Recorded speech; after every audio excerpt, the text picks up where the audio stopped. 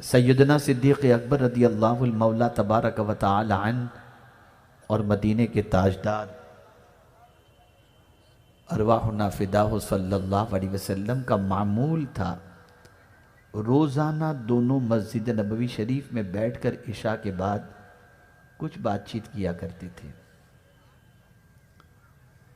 ایک صحابی کے دل میں خیال پیدا ہوا، یہ روزانہ رات کو بیٹھ کے کیا بات کرتے ہوں گے؟ آؤ ایک دن میں بھی چل کر کے اس محفل کے اندر بیٹھوں اور جاننے کی کوشش کروں کہ یہ دونوں کیا بات کرتے ہیں۔ پہنچے مسجد نبوی شریف میں، اجازت چاہی حضور صلی اللہ علیہ وسلم سے کہ آقا اجازت دیں تو میں بھی آپ کی محفل کا حصہ بن جاؤں۔ آقا کریم صلی اللہ علیہ وسلم نے اجازت عطا فرمائی، وہ اس محفل میں بیٹھے۔ سرکار صلی اللہ علیہ وسلم نے اپنی گفتگو صدیق اکبر رضی اللہ تعالیٰ عنہ کے ساتھ جاری رکھی۔ کافی دیر کی گفتگو کے بعد آقا کریم صلی اللہ علیہ وسلم کھڑے ہوتے ہیں، اپنے دولت گدے کی طرف جانے کے لیے صدیق اکبر بھی ساتھ میں کھڑے ہوتے ہیں اور وہ صحابی بھی کھڑے ہوتے ہیں۔ اس سے پہلے کہ مدینے کے تاجدار صلی اللہ علیہ وسلم اپنے دولت گدے کی طرف رخ کریں، وہ صحابی پوچھتے ہیں، یا رسول اللہ صلی اللہ علیہ وسلم، میں نے آپ دونوں کی گفتگو آج سنی ہے، کیا روزانہ رات کو بیٹھ کر کے آپ یہی باتیں کرتے ہیں؟ آقا کریم صلی اللہ علیہ وسلم نے ارشاد فرمایا، ہاں ہماری گفتگو کا موضوع یہی ہوتا ہے۔ اب سنیے وہ گفتگو کیا تھی اور وہ صحابی کیا کہتے ہیں۔ صحابی کہتے ہیں، واللہ اس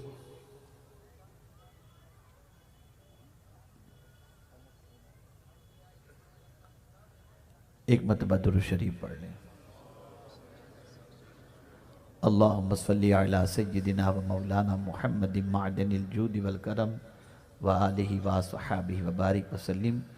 صحابی فرماتے ہیں، واللہ ان دونوں کی گفتگو کا موضوع کیا تھا جانتے ہیں آپ؟ وہ کہتے ہیں ایک ہی موضوع تھا، گری ہوئی امت کو کیسے اٹھایا جائے۔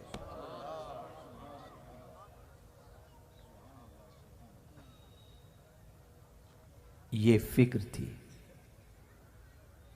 میں آپ سے پوچھنا چاہتا ہوں، ہماری فکر کیا ہے؟ کیا کبھی رسول رحمت صلی اللہ علیہ وسلم کی اس فکر کے بارے میں ہم نے غور کیا؟ کیا اس فکر کو ہم نے اپنانے کی کوشش کی؟ تو آج ہمارا حال یہ ہے کہ اللہ رحم و کرم فرمائے، اللہ رحم و کرم فرمائے کہ ہماری زندگی اس طریقے سے نفس پرستی اور خواہش پرستی کے اندر گزر رہی ہے کہ ہمیں خیال ہی نہیں ہے کہ ہماری قوم کہاں جا رہی ہے، قوم کا کیا حال ہے، قوم کے نوجوانوں کا کیا حال ہے، بچوں کا کیا حال ہے۔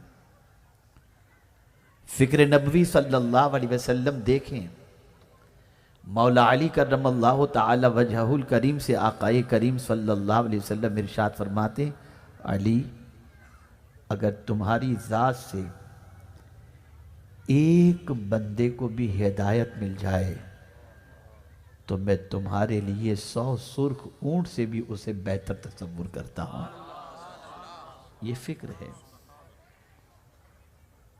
اگر میں صرف اپنے بچے کے بارے میں سوچوں، اپنی اولاد کے بارے میں سوچوں تو یہ جانوروں کی سوچ تو ہو سکتی ہے، لیکن اگر میں حضور کی امت کے بارے میں سوچوں تو یہ رسول اعظم کی سنت بن جائے گی۔ اے رسول اعظم صلی اللہ علیہ وسلم کے دیوانوں، بیٹھا کرو۔ میں منع نہیں کرتا کہ آپ نہ بیٹھو، لیکن 4 جہاں مسلمان بیٹھو نا تو یہ سوچو کہ امت سے برائیاں کیسے نکالی جائیں۔ بیٹھو تو یہ سوچو کہ ان کا تعلیمی گراف کیسے اونچا کیا جائے۔ بیٹھو تو یہ سوچو کہ ان کے اندر سے برائیاں کیسے نکالی جائیں۔ بیٹھو تو یہ سوچو کہ ان کا مستقبل کیسے تابناک کیا جائے۔ بیٹھو تو یہ سوچو کہ آوارگی کے راستے سے انہیں کیسے روکا جائے۔ داڑھی رکھنا یہ سنت ضرور ہے، لیکن یہ ایسی سنت مبارکہ ہے جو میں آپ سے عرض کر رہا ہوں، فکر امت، میں سمجھتا ہوں یہ سنت تو ایسی ہے کہ اللہ اکبر، اس سنت کا کیا کہنا۔ داڑھی کی سنت پر عمل آپ اس وقت کریں گے جب آپ کے چہرے پر بال آئیں گے۔ آپ کی داڑھی میں بال آئیں گے تب سنت پر عمل کر پائیں گے نا، تب داڑھی رکھیں گے۔ مسواک کی سنت پر اس وقت عمل کریں گے جب آپ کے دانت آئیں گے۔ آنکھوں کے سرمے کی سنت پر اس وقت عمل کریں گے جب آپ سلائی پکڑ کر آنکھوں میں لگانے کے لائق بن جائیں گے۔ تیل لگانے کی سنت پر عمل اس وقت کریں گے جب آپ کے ہاتھوں میں اتنی قوت ہوگی کہ اپنے ہاتھوں سے سر میں تیل لگا لیں۔ لیکن یا رسول اللہ، آپ کی عظمتوں پر قربان کہ آپ نے امت کے فکر کی سنت اس وقت ظاہر فرمائی کہ ابھی ولادت ہو رہی ہے اور فکر امت کے نغمے گنگناتے نظر آ رہے ہیں، اور اعلان کر دیا کہ میری سب سے پہلی سنت میری امت کی فکر کرنا ہے۔ یہ سب سے پہلی سنت ہے۔ وصال کے بعد بھی پیغمبر رحمت صلی اللہ علیہ وسلم کے لبھائے مبارک پر جنبش تھی۔ اللہ اکبر، کان لگا کر سنا گیا، ایک ہی چیز تھی، میری امت، میری امت، میری امت۔ آج آپ دیکھیں ہمارا کیا حال بن گیا ہے۔ کیا کوئی رات آپ کو ایسی یاد ہے جس رات آپ سونے سے پہلے حضور کی امت کے بارے میں کچھ منصوبہ بندی کر رہے ہوں؟ بلکہ بڑی معذرت کے ساتھ میں عرض کروں گا، الا ماشاءاللہ سب کی پوزیشن ایسی نہیں ہے۔ اگر مخلصوں کی کمی ہوتی یا مخلص بالکل نہ ہوتے تو آج علم کا جس طریقے سے سیلاب دنیا میں آتا ہوا دکھائی دیتا ہے اور علماء کی عظیم ٹیم جو نظر آتی وہ ہمارے سامنے نہ ہوتی۔ لیکن اب تو ڈاکٹر اقبال نے تو شاید یہی کہا تھا، رہ گئی رسم ازاں روح بلالی نہ رہی، فلسفہ رہ گیا تلقین غزالی نہ رہی۔ لیکن میں تو یہ کہتا ہوں صرف ازاں ہی رسم نہیں رہ گئی، پوری زندگی ہی رسم نظر آ رہی ہے۔ ایک فارمولیٹی، ایک رسم کی ادائیگی۔ بڑی معذرت کے ساتھ عرض کروں، ہماری مسکراہٹیں بھی رسمی ہو گئیں، ہمارا جنازے میں شریک ہونا بھی رسمی رہ گیا ہے، ہمارا مریضوں کی عیادت کرنا بھی رسمی رہ گیا ہے۔ ایک عجیب زندگی ہماری بن چکی ہے۔ ہم اگر اصل زندگی کو تلاش کریں تو بالکل ناپید ہے، نظر نہیں آتی اصل زندگی۔ عبادت بھی رسم، اگر مال کا نفع نہ ہو تو عبادت بھی نہ کریں۔ آخر کیا وجہ ہے کہ لوگ یہ سوال کرتے ہیں کہ مولانا کوئی ایسا وظیفہ بتائیے کہ مال دھڑا دھڑ آنا شروع ہو جائے؟ ہے کوئی ایسا بندہ بھی جو یہ سوال کرے کہ ایسا عمل بتائیے کہ میں خدا سے قریب ہو جاؤں، اس کے رسول سے قریب ہو جاؤں؟ نہیں، بلکہ ہمارا حال تو یہ ہے کہ اللہ اکبر، کعبے کے سامنے بھی جاتے ہیں تو دنیا ہی مانگتے ہیں، اور سنہری جالیوں کے سامنے جاتے ہیں تب بھی دنیا ہی مانگتے ہیں۔ ہم سے تو وہ بڑھیا اچھی تھی، وہ بڑھیا اچھی تھی جس سے موسیٰ علیہ السلام نے پوچھا تھا، اور اس نے کہا تھا موسیٰ میں اس وقت تمہیں جگہ بتاؤں گی جب تم یہ وعدہ کرو کہ جنت میں تم مجھے اپنے ساتھ رکھو گے۔ حضرت موسیٰ علیہ السلام نے فرمایا تھا کہ اے خاتون، تو صرف جنت مانگ لیتی، جنت میں میرا ساتھ مانگ رہی ہے؟ ندا آتی ہے موسیٰ دے دو نا۔ کتنی ہوشیار تھی وہ عورت جو جنت نہیں مانگ رہی تھی، جنت کے ساتھ موسیٰ علیہ السلام کا ساتھ مانگ رہی تھی۔ ہم تو اتنے گئے گزرے ہیں کہ سنہری جالیوں کے سامنے بھی جا کر کے کہتے ہیں مال چاہیے، دولت چاہیے، بنگلہ چاہیے۔ حضور سے حضور کو مانگنے کا بھی جذبہ پیدا ہوا؟ ہم رات کو یہ کہتے ہوئے تو دکھائی دیتے ہیں محفلوں کے اندر، میں سو جاؤں یا مصطفیٰ کہتے کہتے، یہ کہتے ہوئے دکھائی دیتے ہیں میں سو جاؤں یا مصطفیٰ کہتے کہتے، کھلے آنکھ صلی علی کہتے کہتے۔ بڑی معذرت کے ساتھ کتنے لوگ ہیں جو رات کو یا مصطفیٰ کہتے کہتے سوتے ہیں؟ بتاؤ نا مجھے، ذرا غور کرو۔ ایک بڑی چپتی ہوئی بات عرض کرتا ہوں، تھرمامیٹر آپ کو دے دیتا ہوں، آپ اس سے اپنا عشق ناپ لیجئے گا، اپنے عشق کو ناپ لیجئے گا۔ تھرمامیٹر آپ کو دے رہا ہوں۔ اگر آپ کو عبادت میں لذت ملتی ہو اور عبادت آپ پر بوجھ نہ بنتی ہو، آپ عشق میں سچے ہیں۔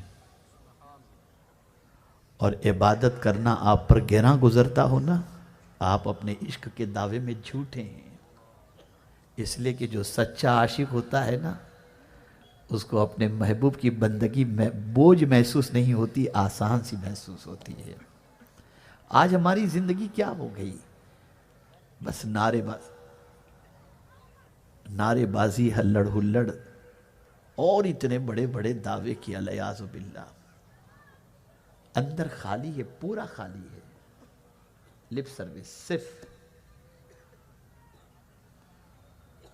ہم شکوہ کر رہے ہیں، شکایت کر رہے ہیں، دنیا ہمیں پیروں تلے روندنے کے لیے تیار ہے۔ میں کہتا ہوں جھوٹ کہہ رہے ہیں آپ، ہم خود اپنے آپ کو اپنے پیروں تلے روند رہے ہیں۔ ہم اپنے آپ کو روندنا چھوڑ دیں، دنیا ہماری عزت کرنا شروع کر دے گی۔ پہلے ہم اپنی نظروں سے گرتے ہیں، پھر خدا کی نظروں سے گرتے ہیں۔ گناہ کرنے والا، جرم کرنے والا سب سے پہلے اپنی نظروں سے گرتا ہے۔ میں آپ کو یقین کے ساتھ کہتا ہوں، گندی پکچروں کو دیکھنے والا انسان جو رات کی تاریکی میں گندی پکچر دیکھتا ہے، دن کے اجالے کے اندر اس کا ضمیر اس کو ملامت کرتا ہے، وہ خود اپنی نظروں سے گر جاتا ہے۔ اور سب سے بڑا گرنا اپنی نظروں سے ہی، جو اپنی نظروں سے گر جائے اسے کون اٹھا سکتا ہے؟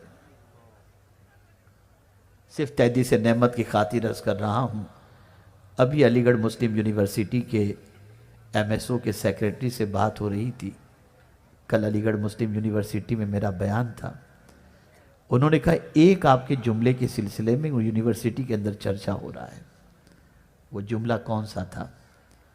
طلباء اور طالبات موجود تھے، پروفیسرز موجود تھے۔ میں نے ایک خاص جملہ آخر میں نے کہا تھا، میں نے کہا اس وقت ڈپریشن کا مرض بڑھتا جا رہا ہے، اسٹریس اور بے چینی کا مرض بڑھتا جا رہا ہے، بے قراری کا مرض بڑھتا جا رہا ہے، اور سب سے زیادہ اس کے مریض ہندوستان میں نہیں ہیں، مغربی دنیا میں ہیں، ویسٹرن ورلڈ کے اندر ہیں۔ وہاں تو آسائش کے سارے سامان موجود ہیں، وہاں رہنے کے مکان دیکھیں تو آپ کی عقل دنگ رہ جائے، وہاں راستے دیکھیں تو آپ کی عقل دنگ رہ جائے، وہاں گاڑیوں کی چمک دمک دیکھیں تو آپ کی عقل دنگ رہ جائے، وہاں ملنے والا فریش فروٹ دیکھیں تو آپ کی عقل دنگ رہ جائے، وہاں کی آمدنی دیکھیں تو آپ کی عقل دنگ رہ جائے۔ یا اللہ، آسائش کے سارے سامان کے باوجود وہ لوگ بے چین کیوں ہیں، وہ لوگ بے قرار کیوں ہیں؟ میں نے اس پر سے پردہ اٹھاتے ہوئے یہ بات میں نے عرض کی تھی، یاد رکھو انسان جب گناہ کرتا ہے نا، وہ ڈپریشن کا شکار ہو جاتا ہے۔ گناہ کرنے والا مایوس ہونا شروع ہو جاتا ہے، اور اگر کوئی کہے کہ مصیبت کی وجہ سے مایوس ہوتا ہے، تو میں کہتا ہوں کربلا جیسی مصیبت تو نہ تم پر آئی ہے نہ ہم پر آئی ہے، مجھے بتاؤ خاندان اہل بیت کا ایک بچہ بھی تو مایوس ہوا ہو؟ کیوں؟ عبادت کی طاقت تھی، عبادت کی طاقت تھی، گناہ سے رشتہ ٹوٹا ہوا تھا، اور اللہ سے بندگی کی لو کو لگا لے اور رابطہ مضبوط کر لے، پھر اسے کبھی ڈپریشن نہیں ہوتا، کبھی وہ نا امیدی کا شکار نہیں ہوتا۔ یاد رکھیں اور اچھی طریقے سے یاد رکھیں، آج بھی مسلمانوں میں ڈپریشن کا مرض دنیا کی دوسری قوموں کے مقابلے میں کم پایا جاتا ہے۔ اس کی دلیل میں بہت دور جا کر کے نہیں، بہت قریب لا کر کے آپ کے سامنے پیش کروں گا۔ خدا کی قسم، کورونا کے زمانے میں بھی جتنا موت سے بے خوف مسلمان نظر آتا تھا، اتنا کوئی دوسرا نظر نہیں آتا تھا۔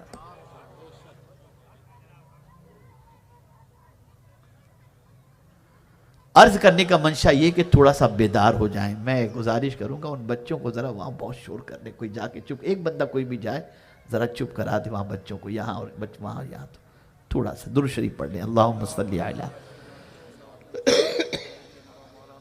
سیدنا و مولانا محمد معدن الجود والکرم وآلہ وصحبہ وبارک وسلم۔ میں عرض کرنا چاہوں گا، تھوڑی سی فکر درست کرو، ہمیں اپنی قوم کو اٹھانا ہے، ہمیں اپنی آخرت کو سنوارنا ہے، اور قوم کو اٹھانے کا ثواب معمولی ثواب نہیں ہے، قوم کے لیے دوڑ دھوپ کرنے کا ثواب معمولی ثواب نہیں ہے، قوم کی فکر کے اندر راتوں کو اٹھ کر کے رونا معمولی ثواب نہیں ہے، بلکہ سن لو کسی مسلمان کے لیے اس کے پیٹھ پیچھے دعا کرنا بھی خدا کی قسم یہ معمولی ثواب نہیں ہے۔ آقا کریم صلی اللہ علیہ وسلم فرماتے ہیں اگر کوئی شخص کسی مومن کے لیے اس کے پیٹھ پیچھے دعا کرے تو اس دعا کا وہی مقام ہے جو حاجی احرام کی حالت میں عرفات کے میدان میں دعا کرتا ہے۔ سبحان اللہ سبحان اللہ سبحان اللہ۔ یہ دعا کا مقام ہے۔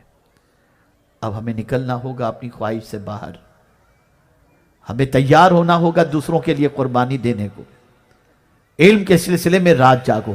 آپ دیکھیے میں نے جس آیت کی تلاوت کا شرف حاصل کیا اس پر گفتگو کا وقت بھی نہیں رہ گیا، میں صرف آج تھوڑی سی فکر درست کر لوں، پھر کبھی اس موضوع پر انشاءاللہ عرض کروں گا۔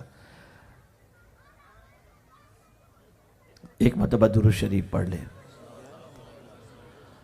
اللہم صلی علی سیدنا و مولانا محمد معدن الجود والکرم وآلہ الکرام وابنہ الکریم وبارک وسلم صلاۃ و سلام علیک یا سیدی یا رسول اللہ صلی اللہ تعالی علیہ وسلم۔ حضرت امام مالک، دیکھیے فکر امت، علماء تشریف فرما ہیں، میرے سر کے سب تاج ہیں ماشاءاللہ۔ حضرت امام مالک ایک کتاب کا مطالعہ کر رہے ہیں، مطالعہ کرتے کرتے رات کا بیشتر حصہ گزر گیا، جھپکیاں آنے لگیں۔ جیسے ہی جھپکی آنے لگی پانی لیا، چہرے پہ مارا، موضوع بدل دیا، جس موضوع کی کتاب پڑھ رہے تھے اس کو ہٹا کر دوسری کتاب اٹھا لی، اسے پڑھنا شروع کیا۔ پھر تھوڑی دیر کے بعد جھپکی آنے لگی، کتاب کو ہٹایا، دوسری کتاب لی، پانی چہرے پر مارا۔ ایک شاگرد سے برداشت نہ ہوا۔ غور سے سنیے میرے علماء حضرات، میرے علماء ساتھی بھی خاص طور پر توجہ فرمائیں۔ پوچھنے والے نے، شاگرد نے حضرت امام مالک سے پوچھا حضور اپنی جان پر اتنی زیادتی کیوں کر رہے ہیں؟ تھوڑا سا آرام کر لیں نا، نیند کا غلبہ ہے، تھوڑا سا آرام کر لیں، خدا کی قسم جملے پر قربان جائیے۔ ارشاد فرماتے ہیں ہماری قوم ہم پر بھروسہ کر کے آرام کر رہی ہے، اور اگر ہم بھی آرام کریں گے تو قوم کے مسئلے سلجھائے گا کون؟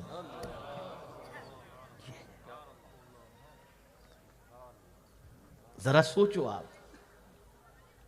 بظاہر آپ دیکھیں گے کہ چند بچے ابھی فارغ ہوں گے، ان کے سر پہ دستار باندھی جائے گی، لیکن ان بچوں کو جب بھی میں دیکھتا ہوں ان کی زندگی پر مجھے رشک آتا ہے۔ آپ کے بھی بچے ہیں، میرے بھی بچے ہیں۔ یہ جس عمر کے اندر مدرسے میں داخل ہوئے تھے ذرا اس عمر کا اندازہ لگائیے۔ آپ کا بچہ اس عمر کے اندر سیر و تفریح کے لیے نکلتا ہوگا، ایئر کنڈیشن میں سوتا ہوگا، بہت آرام سے رہتا ہوگا، مزے کے کھانے کھاتا ہوگا، ماں باپ کی ڈانٹ نہیں، ماں باپ کے ساتھ تفریح کے لیے نکلتا ہوگا۔ اے طلبہ تمہاری عظمتوں کو سلام، تمہاری عمر کے بچے کھیل رہے ہیں اور تم کھیل کو قربان کر کے نبی کا دین سیکھ رہے ہو۔ سبحان اللہ سبحان اللہ سبحان اللہ۔ ان ماں باپ کی عظمتوں پر قربان جو اپنے بچوں کو دین کی راہ کے اندر چھوڑ رہے ہیں، ان اساتذہ کی عظمتوں کو پر قربان جو معمولی سی تنخواہ پر بچوں کو تراش رہے ہیں۔ اگر یہ بچے نہ ہوتے، یہ اساتذہ نہ ہوتے، یہ ادارے نہ ہوتے تو ہمیں جینے کا سلیقہ تو کیا، بندگی کا سلیقہ بھی ہمیں معلوم نہ ہوتا۔ اے رسول اعظم صلی اللہ تعالی علیہ وسلم کے دیوانوں، میں موضوع بدل دیا، مجھے بولنا تھا علم پر، لیکن اب آ رہا ہوں میں دوسرے موضوع پر جس کی تمہید میں نے باندھی تھی۔ حضور کی عمر کی فکر، امت کی فکر بہت بڑا سرمایہ ہے، بہت بڑی دولت ہے۔ یہ جسے نصیب ہو جائے آپ یہ سمجھ لیجئے گا کہ اسے بہت بڑی دولت نصیب ہو گئی۔ آپ جانتے ہیں اعتکاف کتنی عظیم نعمت ہے، وہ بھی ماہ رمضان کا اعتکاف، اور وہ بھی مسجد نبوی شریف کا اعتکاف۔ کتنا عظیم ثواب کا جو ہے موقع اللہ عطا فرماتا ہے جن کو جو وہاں پر جو ہے ماہ رمضان کے اندر مسجد نبوی شریف میں اعتکاف کرتے ہیں۔ لیکن قربان جائیے، حضرت ابن عباس رضی اللہ تعالی عنہ مسجد نبوی شریف میں تشریف فرما ہیں، اعتکاف میں، ماہ رمضان المبارک ہے، اعتکاف کے اندر ہیں، ایک صاحب حاضر آئے، جوتے مسجد کے کنارے پہ ایک جگہ پر رکھے، سیدھے حضرت عبداللہ ابن عباس کے پاس آئے اور آ کر حضور صلی اللہ علیہ وسلم کے مزار اقدس کی طرف اشارہ کرتے ہوئے کہتے ہیں حضور گواہ ہیں میں بہت قرض میں ڈوبا ہوا ہوں، میرے گھر پر کھانے پینے کے لیے بہت پریشانی ہے، آپ میرے لیے دعا کریں، کچھ انتظام کریں۔ جانتے ہیں حضرت عبداللہ ابن عباس رضی اللہ تعالیٰ عنہ نے کیا کیا؟ اس کی بات سننے کے بعد فوراً اٹھے اور ان کے جوتے یا چپل جو کچھ بھی وہاں کنارے پر پڑے تھے اسے اٹھایا اور مسجد نبوی شریف سے باہر نکلنے لگے۔ وہ شخص کہتا ہے حضور ماہ رمضان کا اعتکاف ہے، مسجد سے باہر بغیر عذر شرعی کے نکلنے پر اعتکاف ٹوٹ جائے گا اور آپ مسجد سے باہر نکل رہے ہیں۔ اب سنیے کیا انہوں نے جواب دیا، غور سے سنو۔ فرمایا تمہاری بات بالکل صحیح ہے، لیکن جب تم نے اپنی پریشانی کا ذکر کیا تو مجھے میرے نبی کی حدیث یاد آ گئی۔ میرے آقا صلی اللہ علیہ وسلم فرماتے ہیں جو شخص میری امت کی پریشانی کو دور کرنے کے لیے چند قدم چلا اسے میری مسجد میں 2 مہینے کے اعتکاف سے زیادہ ثواب اللہ عطا فرماتا ہے۔ سبحان اللہ سبحان اللہ سبحان اللہ۔ یہ جذبہ تھا، یہ کیفیت تھی، تب جا کر امت کے اندر اتحاد تھا، تب جا کر امت بکھری ہوئی نہیں تھی۔ آپ ذرا سوچو، خدا کی قسم اعلیٰ حضرت کی عظمت پر قربان جائیے، ان کی عظمتوں کو لاکھوں سلام پیش کیجئے کہ فکر امت کے حوالے سے کتنی پیاری بات کرتے ہیں۔ ایک میرا ہی رحمت پہ دعویٰ نہیں، ایک میرا ہی رحمت پہ دعویٰ نہیں، شاہ کی ساری امت پہ لاکھوں سلام۔ حضور کی امت کا بھلا چاہو۔ بہت رسمی جلسے ہو چکے، بہت رسمی کانفرنسز ہو چکی، رسمی تو کیا کہوں گا، جس طریقے سے بھی جو بھی ہوتا ہے، جتنی دیر اللہ اور اس کے رسول کے ذکر پاک کی محفل میں آپ بیٹھے رہیں اور خطبہ جو کچھ اللہ اور اس کے رسول کے ارشادات پہنچاتے رہیں وہ سب بامقصد ہیں، ثواب کے لائق ہیں اپنی جگہ پر، لیکن اب سوچ بدلو، اب فکر بدلو۔ ہم ایک ایسی قوم کی حیثیت سے ابھرنا ہے جس قوم کی ایک ایسی آئیڈنٹیٹی ہو کہ مجھے یاد آ رہا ہے، اللہ اکبر، 2 یہودی ایک راستے سے گزر رہے تھے، ایک پتھر بیچ میں پڑا ہوا تھا، ٹھوکر لگتی ہے تو دوسرا یہودی کہتا ہے اتنا بڑا پتھر بیچ میں پتہ نہیں کس نے رکھ دیا، ٹھوکر لگ رہی ہے، اس کو خیال بھی نہیں جس کسی نے یہاں رکھا ہوگا، تو دوسرا یہودی کہتا ہے شاید کوئی مسلمان یہاں سے نہیں گزرا، اس لیے کہ اگر مسلمان یہاں سے گزرتا تو اس پتھر کو اٹھا کر کے کنارے پر لگا دیتا۔ نبی کا دیوانہ تکلیف کی چیزوں کو ہٹایا کرتا ہے، رہنے نہیں دیتا۔ یہ ہماری پہچان تھی، ہم دنیا کے لیے نفع بخش تھے، ہم دنیا کو فائدہ پہنچانے والے تھے، ہم دنیا کی زندگی کے اندر انقلاب پیدا کرنے والے تھے۔ ہمارے حوالے سے پوری دنیا کا یہ تصور تھا مسلمان نقصان پہنچانے والا نہیں ہوتا، مسلمان نفع پہنچانے والا ہوتا ہے، اور یہ بھی حضور کی سنت ہے۔ کسی شخص کے بارے میں یہ جان لینا اور یقین کر لینا یہ بے ضرر ہے، یہ بھی حضور کی سنت ہے۔ دلیل کی روشنی میں عرض کروں، رسول اعظم صلی اللہ علیہ وسلم ایک درخت کے نیچے آرام فرمائیں، درخت پر رسول اعظم صلی اللہ علیہ وسلم نے اپنی تلوار لٹکا دی تھی۔ ایک شخص نے تنہا حضور کو دیکھا، لٹکتی ہوئی تلوار کو دیکھا، ہاتھ میں تلوار لیا اور حضور صلی اللہ علیہ وسلم کی طرف غلط ارادے سے بڑھا، حضور کی آنکھ کھل گئی۔ وہ ظالم کہتا ہے اے محمد صلی اللہ علیہ وسلم میری تلوار سے تمہیں کون بچائے گا؟ تو رحمت عالم صلی اللہ علیہ وسلم ارشاد فرماتے ہیں اللہ، اتنا کہنا تو اس کے ہاتھ سے تلوار گر گئی، حضور نے تلوار پر قابو پا لیا، اور اس ظالم کو بھی قابو پا لیا اور فرمایا اب بتا میری تلوار سے تجھے کون بچائے گا؟ وہ کہتا ہے آپ کی رحمت مجھے بچا لے گی۔ یہ پہچان تھی، یہ آئیڈینٹیٹی تھی، یہ شناخت تھی۔ اے رسول اعظم صلی اللہ علیہ وسلم کے دیوانوں، سوچ بدلو، فکر بدلو۔ آج اگر دنیا ہمیں قدر کی نگاہوں سے نہیں دیکھتی تو ہم میں فیض پہنچانے کی طاقت ختم ہو چکی ہے، نفع پہنچانے کی طاقت ختم ہو چکی ہے۔ اور یہ بات یاد رکھنا، نفع پہنچانے والی چیز کی قدر ہوتی ہے۔ اور میرا یہ جملہ زندگی بھر محفوظ کر لینا، زمین پر بوجھ مت بنو، زمین پر لوگوں کی ضرورت بنو۔ بوجھ بنو گے تو اتار کر کوئی بھی پھینک دے گا، اور ضرورت بنو گے تو دنیا تمہیں اپنے سر پر اٹھا کر کے گھومتی ہوئی نظر آئے گی۔ ضرورت بنو۔ آج تو داماد سسرال والوں پر بوجھ بن گیا۔ ذرا سوچو، ایک عجیب سچویشن ہوتی جا رہی ہے، ایک عجیب حالات سے مسلمان گزر رہا ہے۔ پتہ نہیں ہماری فکروں کا دیوالیہ پن، یا ہماری فکروں کا افلاس، یا اگر میں تھوڑا سا آگے بڑھ کر کہوں تو ہماری فکروں کا جنازہ نکل چکا ہے۔ کہیں سے کوئی اسلامی فکر ہماری نظر نہیں آتی، کہیں سے نہیں۔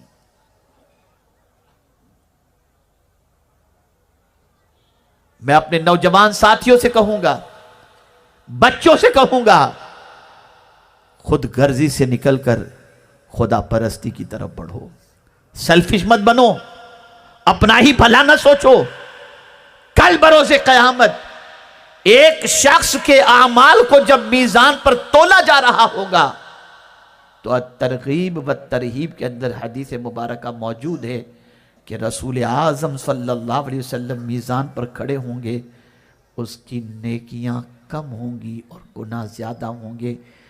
قریب ہوگا کہ فیصلہ ہو جائے گا کہ اس بندے کو جہنم میں ڈال دو، کہ آقا کریم صلی اللہ علیہ وسلم اس بندے کی سفارش اللہ کی بارگاہ میں کریں گے، مولا اس بندے کو بخش دے، اس لیے کہ زمین کے اوپر میرا ایک امتی پریشان تھا، یہی بندہ تھا جو میرے امتی کی پریشانی کے لیے دوڑ دھوپ کرتا تھا، اس نے زمین پر میری امت کی پریشانی دور کی۔ آج میں سفارش کرتا ہوں کہ تم مولا اس کی پریشانی کو دور فرما دے۔ پہچان تھی۔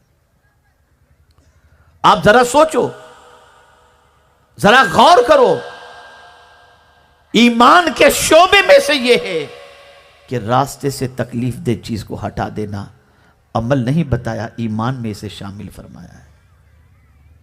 ہم کیا تھے، ہم کیا ہو گئے؟ پورا ڈھانچہ بدل گیا، پوری سوچ بدل گئی، پورا نظریہ بدل گیا، پورے حالات بدل گئے۔ ہمیں مکمل طور پر چینج ہونے کی ضرورت ہے، مکمل طور پر اپنے آپ کو بدلنے کی ضرورت ہے۔ اور ہمیں صرف انسانوں کے ساتھ حسن سلوک نہیں، جانوروں سے بھی، اور اس کا بھی صلہ ہے۔ ایک زمانے کے اندر آپ جانتے ہیں، قلم تو آج نکلا ہے، یہ بال پین، انک پین، یہ ساری پین تو آج نکلی ہیں، پہلے لکڑے کے قلم سے سیاہی کے اندر بھگو کر لکھا جاتا تھا۔ سنو، غور سے سنو، ایک بزرگ سیاہی کے اندر قلم کو ڈبوتے ہیں، جیسے ہی اٹھاتے ہیں، نوکے قلم پر سیاہی تھی، ایک مکھی آتی ہے، سیاہی کو چوسنا شروع کر دیتی ہے نوکے قلم سے۔ وہ ایسے ہی قلم کو پکڑ کے رکھتے ہیں تاکہ مکھی سیاہی کو اچھی طرح سے پی لے۔ جب وہ سیاہی مکمل پی کر کے اڑ جاتی ہے، پھر وہ قلم کو سیاہی کے اندر ڈبوتے ہیں۔ کچھ دنوں کے بعد اس دنیا سے وہ کچھ کر جاتے ہیں۔ شاگرد نے دیکھا جنت کے مزے لوٹ رہے ہیں۔ شاگرد نے پوچھا، حضور ہمیں بھی وہ عمل بتا دیجئے جس کی وجہ سے اللہ نے جنت عطا فرمائی۔ تو ارشاد فرماتے ہیں، اس مکھی کی پیاس بجھانے کی وجہ سے میرے مولا نے میری بخشش فرما دی۔ ذرا سوچو، آج بہن کا حق کھایا جا رہا ہے، بچیوں کا حق مارا جا رہا ہے، بھائی کا حق مارا جا رہا ہے، اور پھر اللہ کے نام پر دے کر آدمی سمجھتا ہے جنت مل جائے گی۔ سوچ بدلو، فکر بدلو، خیالات بدلو۔ آپ جب تک کہ اس سوچ کے مالک نہیں بنیں گے نا، تو میں سمجھتا ہوں زندگی کسی کام کی نہیں رہے گی۔ اور ایک آخری بات عرض کر دوں تاکہ آپ تھوڑا سا اور طمانینت قلب حاصل کر لیں۔ یاد رکھیں، کسی کہنے والے نے بڑی پیاری بات کہی ہے، کھلانے والا کبھی بھوکا نہیں رہتا۔ کھلانے والا کبھی بھوکا نہیں رہتا۔ اب میں اس کو آپ کو سمجھاؤں۔ سکون چاہتے ہو نا، دل کا سکون چاہتے ہو، آئیے میں آپ کو سمجھاؤں۔ آپ کے بینک کے اندر پیسے پڑے ہوئے ہیں، آپ کے جیب کے اندر پیسے پڑے ہوئے ہیں، آپ گئے کسی بڑی ہوٹل میں کھانا کھانے کے لیے، ابھی آپ کھانے کے دسترخوان پر بیٹھے ہی تھے کہ کوئی دور سے ایک غریب کہیں سے آپ کے کھانے کے منظر کو ٹک ٹکی باندھ کر کے دیکھ رہا تھا کہ آپ کے دسترخوان پر لذیذ کھانا ہے، مرغ مسلم موجود ہے، یہ ساری چیزیں ہیں۔ وہ ٹک ٹکی باندھ کر دیکھ رہا تھا، آپ کی نظر پڑی، اس نے اشارے سے یوں کیا، اندر تو آ نہیں سکتا تھا ہوٹل میں، اشارے سے یوں کیا، آپ کا ضمیر بیدار ہوا، آپ کے سامنے موجود کھانے کو آپ نے اٹھایا اور لے جا کر کے وہ کھانا اس غریب کو پیش کر دیا، یا آپ نے ویٹر سے کہا یہ کھانا لے جاؤ اس غریب کو کھلا دو۔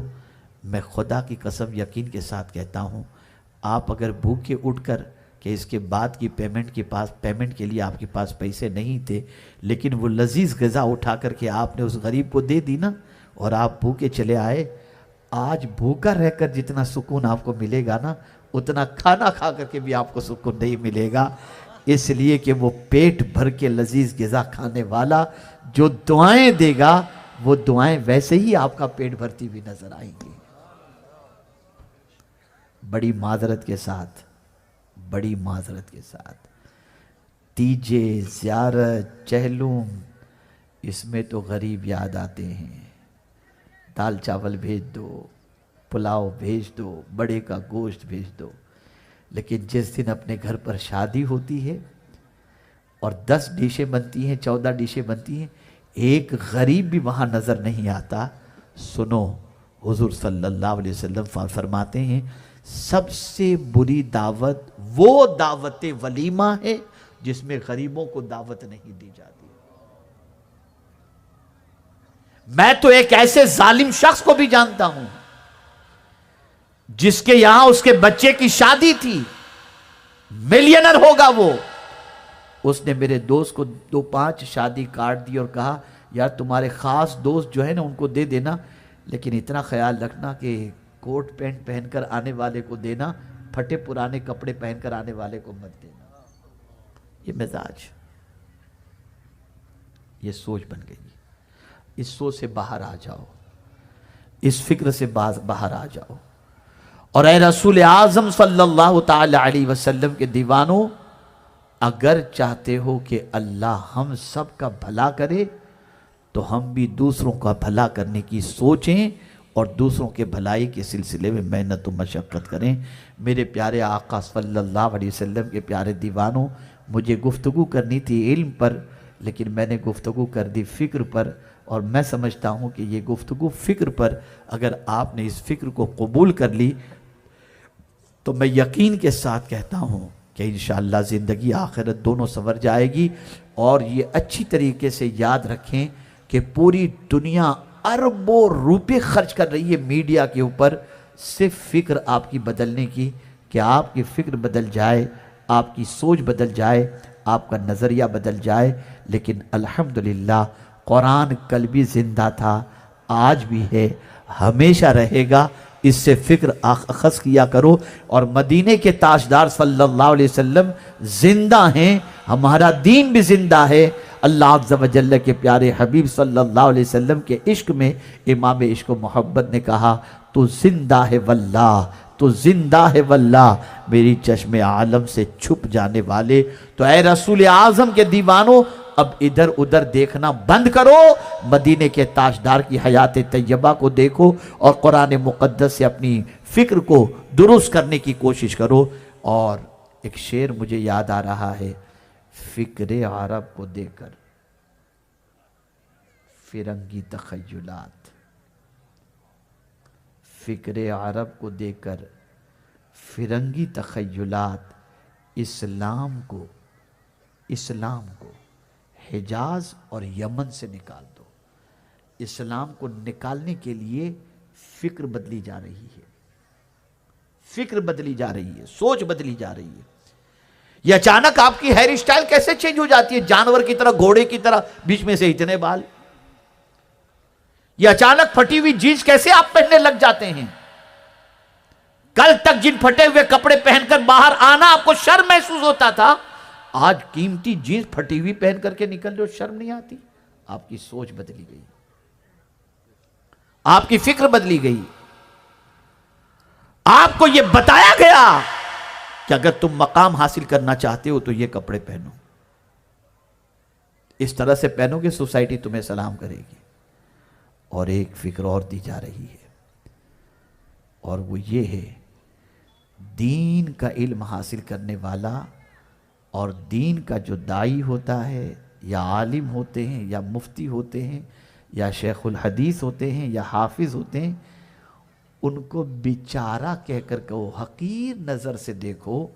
اور آج یہی ہو رہا ہے، بڑی معذرت کے ساتھ، جنہیں دینی شعور ہوتا ہے وہ سامنے سے دنیاوی تعلیم یافتہ آتا ہو اور دینی تعلیم یافتہ آتا ہو، تو وہ دینی تعلیم یافتہ کے لیے جس کے پاس دینی شعور زندہ ہے وہ بڑھ کر ان کی دست بوسی کرے گا، اور دنیا کی تعلیم حاصل کرنے والے کے ساتھ بھی اچھی طریقے سے ملے گا، لیکن اس کی نگاہوں کے اندر معزز وہ ہے جس نے قرآن سیکھا ہے۔ لیکن آج جس کو دینی شعور نہیں، اس کا معاملہ جدا نظر آتا ہے، اس کی سوچ جدی نظر آتی ہے، اس کی فکر جدی نظر آتی ہے۔ حضور صلی اللہ علیہ وسلم نے فرمایا، عالم بنو یا طالب علم بنو، یا عالم کی بات سننے والے بنو، یا عالم سے محبت کرنے والے بنو، پانچویں مت بننا ورنہ ہلاک ہو جاؤ گے، ہلاک ہو جاؤ گے۔ ٹھیک ہے، جو آپ کی سوچ کے مطابق آپ اگر آج کے عالم کو محبوب الہی کی طرح دیکھنا چاہو تو آپ بھی امیر خسرو جیسے تو نہیں ہو سکتا ہے، لیکن پھر بھی بہرحال آپ سے بہتر ہے کہ 5 وقتہ نماز تو جماعت سے پڑھ بھی رہا ہے، پڑھا بھی تو رہا ہے، قرآن تو صحیح طور پر پڑھ رہا ہے۔ آپ کے گھر میں کسی کا انتقال ہو جائے تو نماز جنازہ یہی تو آ کے پڑھتے ہیں۔ عزت دو، دین کو دو، دینداروں کو دو، دینی کتابوں کو دو، دین کے علم کے سیکھنے والوں کو دو، لیکن دنیاوی علم حاصل کرنے والوں کو حقارت کی نظر سے مت دیکھنا، اور نہ دنیاوی تعلیم یافتہ کو حقارت کی نظر سے دیکھنا۔ وہ علم بھی ہے، وہ بھی ضروری ہے، اور یہ بھی ضروری ہے، لیکن سوچ یہ بدلنی ہوگی کہ اللہ نے جس کو بھی دین کا علم عطا فرمایا ہے وہ حقیر نہیں ہے، وہ بھی اللہ عز و جل کے فضل سے ایک بڑی نعمت سے مالا مال ہے، بڑی دولت سے مالا مال ہے، اس کا بھی احترام کرو، اور دنیاوی تعلیم یافتہ کو بھی قدر کی نگاہوں سے